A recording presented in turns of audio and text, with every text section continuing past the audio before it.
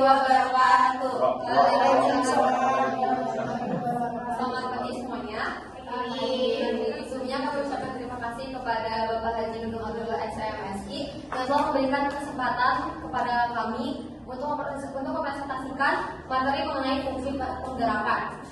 Dan saya ucapkan terima kasih juga kepada teman-teman semuanya yang telah hadir pada hari ini untuk menyimak materi yang akan kami sampaikan. Perkenalkan, kami dari kelompok 4 dengan saya Salsa Audienaya sebagai moderator dan rekan saya Nela Suci Rahmawati, saya Amanda Nabila Zinanisa, saya Sukmatia Pustasari. Dan pada hari ini kami akan presentasikan materi mengenai fungsi penggerakan. Yang pertama ada pembagian dari fungsi penggerakan. Langsung saja, fungsi penggerakan atau sering disebut juga sebagai activating itu adalah proses menggerakkan dan mendorong anggota tim atau karyawan agar bekerja secara optimal. Tujuannya itu adalah untuk mewujudkan rencana yang telah dibuat itu bisa dilaksanakan dengan baik melalui arahan dan motivasi yang diberikan oleh manajemen. Nah, activating sendiri itu merupakan upaya manajemen untuk memastikan tujuan organisasi tercapai sesuai rencana. Dalam pelaksanaannya, manajemen itu menggunakan perencanaan sebagai pedoman untuk mengarahkan anggota tim atau karyawan. Nah, adapun menurut materi fungsi penggerakan atau activating dalam manajemen adalah usaha untuk membangkitkan dan mendorong semua anggota kelompok agar berkeinginan dan berusaha dengan keras untuk mencapai tujuan yang telah ditetapkan. Nah, ini mencakup merangsang anggota grup melaksanakan tujuan secara antusias dan dengan kemajuan bawaan yang baik. Selanjutnya ada tujuan dari fungsi penggerakan. Jadi tujuan penggerakan atau bisa disebut juga akwating dalam organisasi ialah usaha atau tindakan dari kelompok ini dalam rangka menimbulkan kemajuan dan tujuan bawahan dalam pekerjaannya, sehingga secara sadar menjalankan tugasnya sesuai dengan rencana yang telah ditetapkan sebelumnya. Memberikan pengarahan dan instruksi dengan cara yang baik bukanlah hal yang mudah dilakukan. Bahkan tidak semua pemimpin bisa melakukan hal tersebut. Sehingga ada kalanya mereka gagal merealisasikan rencana yang sudah disiapkan perusahaan. Adapun dari tujuan penggerakan ialah satu, memberikan semangat. Jadi memberikan semangat, motivasi, inspirasi atau dorongan sehingga timbul kesadaran dan kemauan dari para petugas untuk bekerja dengan baik. Setiap karyawan pasti memiliki masalah pribadi dan hambatan masing-masing, sehingga mereka membutuhkan motivasi agar dapat memberikan hasil kerja yang maksimal.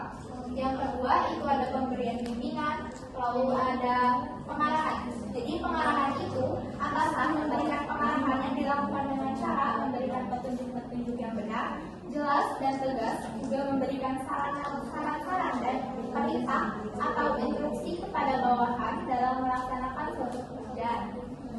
Selanjutnya ada mengintegrasikan upaya.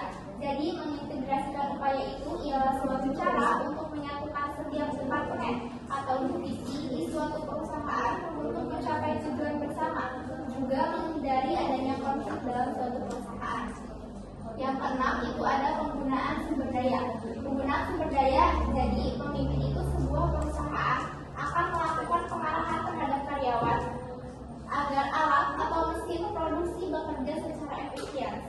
Tujuan ini juga berguna untuk memaksimalkan penggunaan sumber daya yang dimiliki perusahaan supaya dapat dimanfaatkan secara efisien. Yang terakhir itu ada menyediakan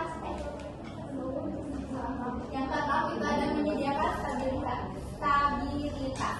Jadi menyediakan stabilitas itu menciptakan situasi yang stabil dan nyaman agar perusahaan dapat beroperasi secara efektif dan menghindari adanya gangguan internal maupun eksternal yang bisa merugikan perusahaan itu sendiri.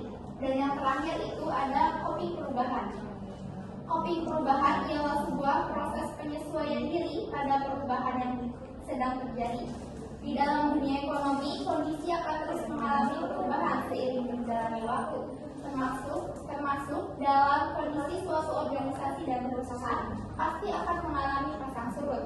Perubahan di masa mendatang juga perlu direspons oleh perusahaan supaya mereka tetap bisa mempertahankan eksistensinya di perusahaan. Baiknya selanjutnya itu ada faktor-faktor yang mempengaruhi fungsi penggerakan. Yang pertama itu ada dilihat dari sudut organisasi. Nah, di sini itu lebih menekankan kepada semua orang yang berhubungan di dalam kegiatan organisasi tersebut. Jadi, apabila si organisasi tersebut telah memiliki rencana, terus juga telah memiliki pengorganisasian, tetapi itu juga akan kurang baik atau kurang maksimal apabila tidak didorong, apabila tidak adanya fungsi penggerakan. Jadi, memang dilihat dari organisasi itu sendiri untuk melakukan fungsi penggerakan. Terus yang kedua itu ada terdapat peraturan-peraturan. Tentunya di dalam suatu perusahaan nantinya itu akan ada ketentuan-ketentuan yang nantinya harus dijalankan ketika kita merealisasikan fungsi penggerakan. Lalu yang ketiga itu ada terdapat fasilitas-fasilitas. Nah, di sini tentunya ketika kita menjalankan fungsi penggerakan harus didukung oleh fasilitas-fasilitas yang memadai seperti perangkat lunak maupun perangkat keras yang nantinya akan didasarkan pada pengkajian dan juga ada yang bisa dipertanggungjawabkan gitu. Nah, terus juga harus bisa memenuhi aspek kualitas dan juga kuantitas.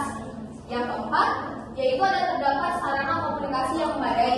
Nah, komunikasi di dalam fungsi manajemen itu sangat penting apalagi di fungsi penggerakan. Nah, untuk itu kita harus memiliki sarana-sarananya nih untuk mencapai komunikasi yang baik seperti telepon, internet, atau mimbar ketika nanti speech di rapat ataupun yang lain, terus ada publikasi, jurnal, dan sebagainya. Yang kelima itu terdapat pemimpin. Tentunya di dalam fungsi penggerakan itu ada seorang pemimpin yang nantinya itu akan mendorong orang-orang atau karyawan-karyawan yang ada di dalamnya. Nah, terus pemimpin ini harus yang jelas dan juga tegas di dalam ruang lingkup kepemimpinannya. Terus dipertimbangkan juga agar si pemimpin itu bisa memotivasi karyawan-karyawannya. Lalu yang keenam terdapat wewenang-wewenang. Sama seperti tadi ketentuan-ketentuannya atau peraturan-peraturan, faktor yang mempengaruhi juga terdapatnya wewenang-wewenang. Di sini pemimpin juga harus memahami nih apa itu tugasnya, terus juga apa itu wewenang yang diembannya. Jadi nanti akan lebih enak gitu untuk mendorong atau memotivasi karyawan-karyawannya. Lalu yang ketujuh itu memiliki watak kepemimpinan. Di sini lebih menekankan kepada seorang pemimpin di dalam fungsi penggerakan tersebut. Nah, di sini bisa dilihat dari kemampuan dan juga sifat kepribadian si pemimpinnya, kayak kewibawaannya, terus juga dalam dia meyakinkan orang-orang untuk bergerak dan juga agar karyawan-karyawannya itu bisa melakukan pekerjaannya dengan hati yang senang, dengan penuh semangat. Juga apabila pemimpinnya itu memiliki watak kepemimpinan yang mudah diterima atau yang bisa meyakinkan karyawan-karyawannya. Lalu yang kedelapan itu ada memiliki berbagai kelebihan cakap. Nah, di sini tadi kan aku udah kasih tahu juga bahwa di fungsi manajemen komunikasi itu sangat penting. Nah, di sini kelebihan cakap atau komunikasi juga sangat berpengaruh terhadap berhasilnya atau tidak seorang pemimpin itu mendorong atau memotivasi karyawan-karyawannya. Nah, karena kan setiap pemimpin itu pasti punya bawahan ataupun punya pengikut lah ya di perusahaan itu. Nah, nanti dengan memiliki kelebihan cakap atau komunikasi itu bisa merealisasikan gagasannya dalam rangka mencapai tujuan tertentu. Terus yang terakhir itu yang sembilan memahami teknik-teknik kepemimpinan. Nah, di dalam memimpin juga terdapat beberapa teknik untuk seorang pemimpin ini bisa berhasil gitu ya dalam menggerakkan. Ya pokoknya ini tuh lebih menekankan kepada menggerakkan, mendorong dan juga memotivasi karyawan-karyawannya. Jadi si pemimpin itu harus bisa meningkatkan kecakapan, terus juga bisa meningkatkan kemampuan dan juga bisa meningkatkan pengetahuan si karyawan itu sendiri. Jadi nantinya akan mencapai kinerja yang optimal. Terus yang ke-10 itu mempunyai pengetahuan dan skill yang memadai. Tentu saja ya si pemimpin itu harus memiliki pengetahuan dan juga skill. Kalau misalkan pemimpin itu tidak memiliki keduanya, ya bagaimana dia akan menjalankan fungsi penggerakan ini. Di sini skill keahlian juga melibatkan secara keseluruhan itu kayak bagaimana dia melihat organisasi dengan industri, terus juga dengan masyarakatnya gimana, dengan lingkungan bisnisnya gimana. Nah, di sini juga pemimpin itu harus memiliki kemampuan berpikir strategis dan nanti akan mengambil pandangan yang lebih luas dan jangka panjang. Terus, seorang pemimpin juga harus memiliki pengetahuan yang luas di berbagai aspek masyarakat. Nantinya, si pemimpin itu akan melihat nih fenomena yang terjadi di masyarakat itu seperti apa, dan nantinya itu akan membantu untuk membuat keputusan ataupun mengambil kebijakan apa yang akan dilakukan selanjutnya. Yang selanjutnya ada macam-macam penggerakan. Nah, macam-macam penggerakan itu dibagi menjadi 3, yaitu yang pertama orientasi. Orientasi merupakan cara pengarahan dengan memberikan informasi yang perlu agar supaya kegiatan dapat dilakukan dengan baik. Contohnya, bisa ada seorang karyawan itu mau mulai kerja di sebuah perusahaan. Nah, karyawan ini tuh akan diperkenalkan pada perusahaannya, misalnya kayak produk perusahaannya, terus visi-misi perusahaannya, struktur organisasinya, atau mungkin sejarah perusahaannya. Terus mereka juga akan dikasih tahu tentang tugas dan tanggung jawab, aturan kerja, lingkungan kerja, dan lain sebagainya. Tujuannya itu untuk membantu karyawan baru itu cepat beradaptasi, terus memahami perannya juga, dan siap menjalankan pekerjaannya secara efektif.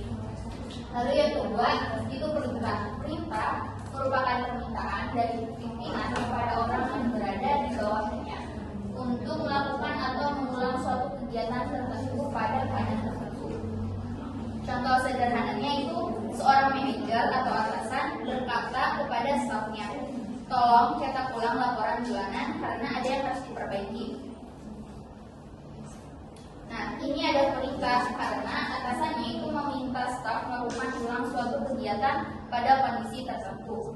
Kemudian yang ketiga ada delegasi wewenang. Nah, kalau pendelegasian wewenang itu bersifat lebih umum dibandingkan dengan pemberian perintah. Dalam pendelegasian wewenang ini, pimpinan melimpahkan sebagian dari wewenang yang dimilikinya kepada bawahannya. Contohnya, seorang kepala divisi itu nggak bisa hadir di rapat mingguannya. Nah, jadi si kepala divisi itu menunjuk bawahannya atau salah satu supervisornya untuk hadir dalam rapat tersebut dan membuat keputusan atas nama divisi tersebut. Artinya, wewenang untuk membuat keputusan atau yang biasanya hanya dimiliki kepala divisi kini dilimpahkan sementara kepada bawahan tersebut. Selanjutnya ada teori-teori motivasi penggerakan. Selanjutnya ada teori-teori motivasi penggerakan. Dalam konteks manajemen, motivasi itu berperan penting dalam fungsi penggerakan, yaitu proses mengarahkan dan memimpin sumber daya manusia untuk mencapai target organisasi. Teori-teori motivasi juga membantu memahami bagaimana individu termotivasi dan bagaimana motivasi itu dapat dikelola untuk meningkatkan kinerja. Teori-teori motivasi yang relevan dengan fungsi penggerakan yang pertama ada teori hierarki. Teori itu mengidentifikasi kebutuhan manusia dalam hierarki mulai dari kebutuhan fisiologis, keamanan, sosial, penghargaan, hingga aktualisasi diri. Dalam fungsi penggerakan, memahami hierarki ini membantu manajer untuk mengetahui kebutuhan bawahan dan memberikan motivasi yang sesuai dengan level kebutuhan mereka. Yang kedua ada teori 2 faktor. Teori itu membedakan antara faktor-faktor higienis yang dapat mencegah ketidakpuasan dan faktor-faktor motivator yang dapat memberikan kepuasan dan motivasi. Dalam fungsi pergerakan, manajer dapat memanfaatkan faktor-faktor motivator seperti peningkatan pekerjaan, tanggung jawab, dan pencapaian untuk meningkatkan motivasi bawahan. Yang ketiga ada teori penetapan tujuan. Teori ini menyatakan bahwa tujuan yang jelas dan menantang dapat meningkatkan motivasi dari kinerja. Dalam fungsi penggerakan, manajer dapat memanfaatkan teori ini dengan menetapkan tujuan yang spesifik, terukur, dapat mencapai, relevan, dan berwaktu. Yang keempat ada teori harapan. Teori ini menyatakan bahwa individu akan termotivasi untuk bekerja jika mereka percaya bahwa usahanya akan menghasilkan kinerja yang baik, dan kinerja yang baik akan membawa hasil yang diinginkan. Dalam fungsi pergerakan, manajer dapat memastikan bahwa harapan individu terkait dengan kinerja dan hasil yang diinginkan. Yang kelima ada teori keadilan. Teori ini menyatakan bahwa individu itu akan termotivasi jika mereka merasa diperlakukan adil dibanding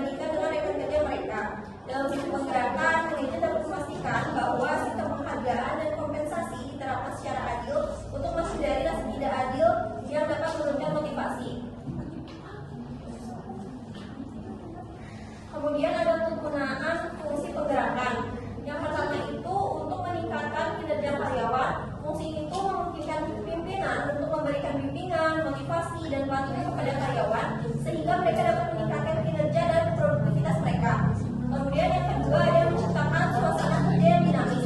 Dengan menciptakan suasana kerja yang positif dan mendorong fungsi penggerakan dapat meningkatkan semangat kerja dan partisipasi karyawan dalam mencapai tujuan bersama. Yang ketiga ada meningkatkan ketertiban dan disiplin. Pengarahan yang baik dapat membantu menjaga ketertiban dan disiplin di antara karyawan sehingga proses kerja dapat berjalan lancar dan efektif. Kemudian yang keempat ada memperbaiki hubungan antar karyawan. Fungsi pengarahan juga dapat digunakan untuk meningkatkan komunikasi hubungan antar karyawan sehingga dapat tercipta suasana kerja yang lebih harmonis. Kemudian yang terakhir memastikan pencapaian tujuan organisasi. Dengan mengarahkan dan memotivasi karyawan, fungsi pengarahan dapat membantu memastikan bahwa tujuan organisasi dapat tercapai dengan baik dan tepat waktu.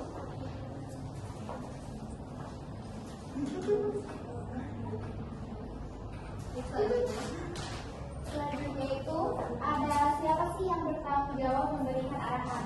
Di dalam struktur manajemen, bagian manajemen tingkat atas akan memberikan pengarahan kepada bagian manajemen di tingkat menengah. Sementara bagian manajemen di tingkat menengah akan memberikan pengarahan kepada manajemen di tingkat yang lebih bawahnya lagi, begitupun seterusnya. Fungsi akuatif tersebut terus dilakukan sampai kepada orang yang mempunyai wewenang dan tanggung jawab terakhir. Contohnya itu seperti manajer yang akan memberikan pengarahan kepada karyawan di lapangan. Kemudian ada prinsip-prinsip yang harus diperhatikan dalam fungsi penggerakan. Dibagi menjadi 3. Di dalam fungsi manajemen accounting ada beberapa hal yang harus diperhatikan oleh pimpinan perusahaan maupun organisasi. Yang pertama ada prinsip mengarah pada tujuan. Fungsi ini itu memiliki tujuan utama untuk mengarahkan dan menggerakkan bawahan agar berkontribusi efektif dalam pencapaian tujuan perusahaan. Jika proses pengarahan efektif, maka akan meningkatkan semangat dan partisipasi bawahan dalam mencapai tujuan tersebut. Yang kedua ada prinsip keharmonisan dengan tujuan.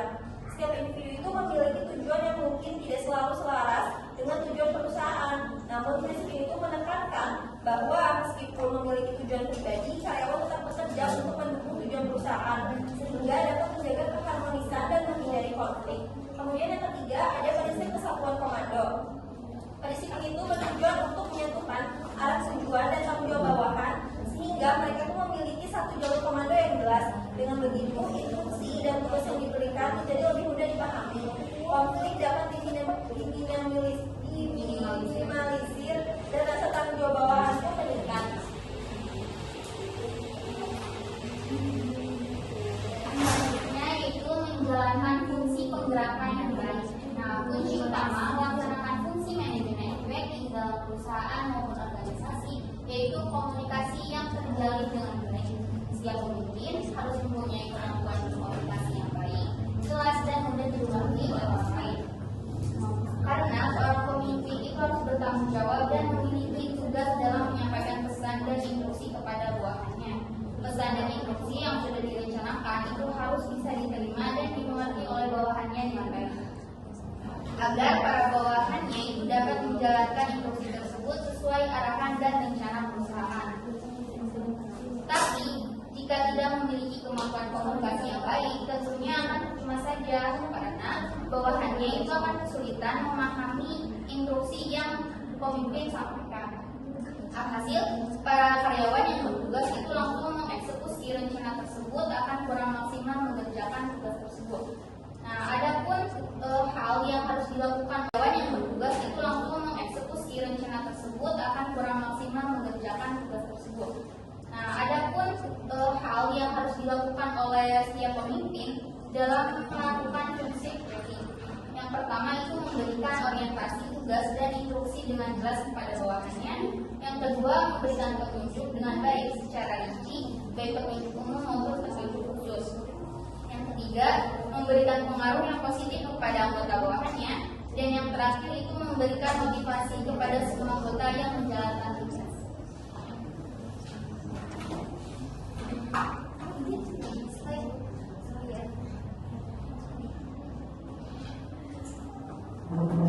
Jadi selanjutnya itu ada karakteristik yang baik bagi fungsi penggerakan. Nah, karena ilmu dan metode dari fungsi penggerakan ini atau fungsi manajemen accounting ini telah berkembang dari waktu ke waktu. Nah, sekarang ini ada 6 karakteristiknya nih, yang pertama itu ada pervasive function. Itu tuh sebuah bentuk pengarahan yang digunakan di setiap organisasi ataupun perusahaan. Jadi nanti setiap manajer atau setiap atasan itu nantinya akan memberikan petunjuk kepada masing-masing bawahannya. Jadi si atasan itu akan ngasih tahu nih, kamu nanti tugasnya ini ya gitu, atau enggak nanti kamu kayak gini ya gitu.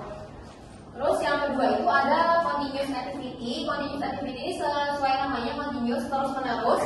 Nah, fungsi activity ini atau fungsi penggerakan ini akan dijalankan terus menerus tanpa henti selama perusahaan itu masih beroperasi. Tetapi selama melakukannya terus menerus atau selama perusahaan itu berjalan, tentunya pengarahan itu akan dilakukan secara konsisten dan juga dengan cara dan kualitasnya juga yang akan berkembang, yang lebih berkembang ke depannya kayak gitu. Terus yang ketiga itu ada human factor. Human factor ini merupakan perilaku manusia yang tidak sulit diprediksi dan bersifat kompleks. Nah, di sini kan fungsi penggerakan itu kan menggerakkan manusia ya, atau enggak memotivasi manusia. Jadi human factor ini sangat penting, karakteristiknya ada di fungsi penggerakan. Karena nanti tuh kita bakal tahu nih dia itu bakalan melakukan apa ya, kalau misalkan pokoknya di sini kan katanya perilaku yang tidak sulit diprediksi. Jadi ya gampang diprediksi gitu. Nanti sebagai manajer atau atasan juga kita tuh bisa ngasih ini tindakan apa sih yang akan kita lakuin ke dia gitu. Terus yang keempat itu ada creative activity. Nah, di sini salah satu fungsi activity itu merupakan mengubah rencana menjadi tindakan. Nah, kan fungsi manajemen sebelumnya itu ada perencanaan terus pengorganisasian. Nah, sekarang di fungsi penggerakan itu mengubah rencananya menjadi tindakan, jadi digerakkan gitu. Nah, di sini juga karyawan itu kalau misalkan nggak diarahin sama atasannya, itu dia atau mereka itu nggak akan tahu mereka harus ngapain. Terus juga nanti kalau misalkan kita ngegerakin gitu ya, atau si atasannya itu memotivasi si karyawannya, nah nanti karyawannya juga akan lebih aktif memberikan tenaga, terus juga ide-ide dan juga pikiran secara maksimal. Terus yang kelima itu ada executive function. Executive function ini bawahan itu nantinya akan menerima dan melaksanakan instruksi dari atasannya. Nah, di sini dijalankan oleh semua eksekutif. Jadi kan di dalam perusahaan itu pastinya ada suatu atasan ya. Jadi kayak di berbagai divisi. Nah, di karakteristik executive function ini nanti si atasannya itu akan memberikan tugas atau memberikan arahan ke bawahannya, dan bawahannya itu harus menerima dan juga melaksanakan apa yang disuruh atasannya. Terus yang keenam dan yang terakhir itu ada delegate function. Delegate function ini merupakan pengarahan yang langsung berhadapan dengan para bawahan. Jadi si manajernya itu ketika memberikan arahan itu ketemu sama karyawan-karyawannya, jadi berhadapan langsung. Itu. Terus juga nanti sebagai seorang atasan kita juga harus mengetahui nih perilaku bawahannya. Namun dalam bentuk juga nggak bisa semuanya dilakukan juga. Jadi mereka itu harus bisa mengkondisikan perilaku bawahannya ke arah tujuan yang akan direncanakan. Selanjutnya ada tantangan dalam menjalankan proses pergerakan, kita memiliki beberapa tantangan. Yang pertama adalah tingkah laku manusia atau human behavior. Di dalam sebuah perusahaan, tingkah laku manusia itu berbeda-beda. Ada karyawan yang rajin bekerja, ada pula yang malas-malasan. Ada yang agresif melontarkan ide-idenya, juga ada yang gila kekuasaan. Ada yang sungguh-sungguh dalam mengerjakan tugasnya, ada pula yang hanya senang hati menginjakan pekerjaan. Dengan berbagai tingkah laku manusia ini, upaya pengarahan akan berjalan sukses jika pemimpin melihat dan memahami berbagai tingkah laku para bawahannya. Dengan mengetahui kepribadian mereka, pemimpin bisa menyatukan individu yang memiliki kepribadian yang berbeda-beda menjadi lebih kompak dan solid. Yang kedua itu adalah hubungan manusia. Hubungan manusia yang dimaksud di sini ialah hubungan antara karyawan dengan karyawan lainnya, atau karyawan dengan kelompok atau bagian tim bagiannya. Karena setiap karyawan memiliki kepentingan dan tingkah laku yang tidak sama, maka potensi terjadinya konflik tentunya pasti ada, namun harus mencegah dan diantisipasi.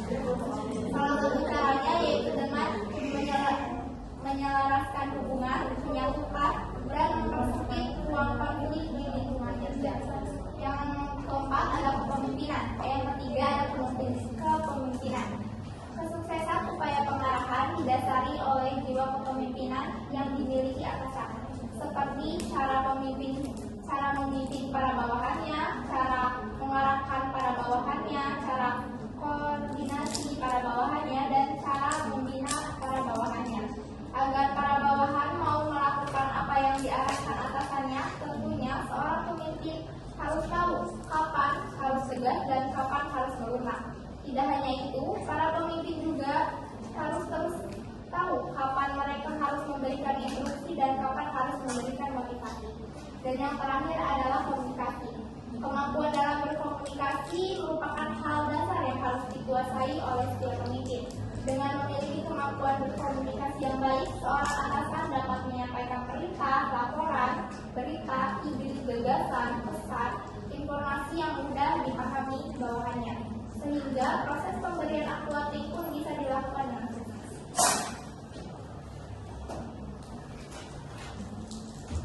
Oke, tadi materinya udah sampai tantangan. Sekarang tinggal sesi diskusi. Boleh kalau misalnya ada yang mau nanya. Perkenalkan, nama saya Nabila Fitriani, saya dari kelompok 3. Aku tuh mau nanya, tadi kan di dalam hubungan manusia itu kadang tuh ada konflik ya. Dalam kehidupan sehari-hari, kalau menurut kelompok kalian gitu loh, gimana sih cara ngadepinnya itu tuh, atau gimana cara kalian ngambil tindakannya? Terus kira-kira tuh sikap atau fungsi yang penggerakan tadi teh bisa direlasikan nggak? Iya. Terus kayak gimana gitu loh, kayak apa mau acuh aja, kayak biarin atau gimana? Oke. Makasih. Jadi kan tadi kita udah melewati sesi diskusi dan sekarang aku bakal kasih tahu kesimpulan dari diskusi kita pada hari ini. Jadi dalam fungsi penggerakan itu kan tadi udah disebutkan bahwa untuk memotivasi dan juga mendorong atau menggerakkan karyawan-karyawannya. Dan tentunya ketika di dalam suatu perusahaan tersebut terjadi konflik, itu pastinya si atasnya itu akan menengahkan atau akan mencari jalan tengah untuk konflik tersebut, dan tentunya si atasan juga akan merealisasikan fungsi penggerakan tersebut dengan memotivasi dan juga memberi masukan-masukan kepada karyawannya. Mungkin cukup sekian materi presentasi dari kelompok kami. Semoga materi tersebut bermanfaat. Terima kasih atas perhatiannya. Mohon maaf bila ada kesalahan dan kekurangan. Wassalamualaikum warahmatullahi wabarakatuh.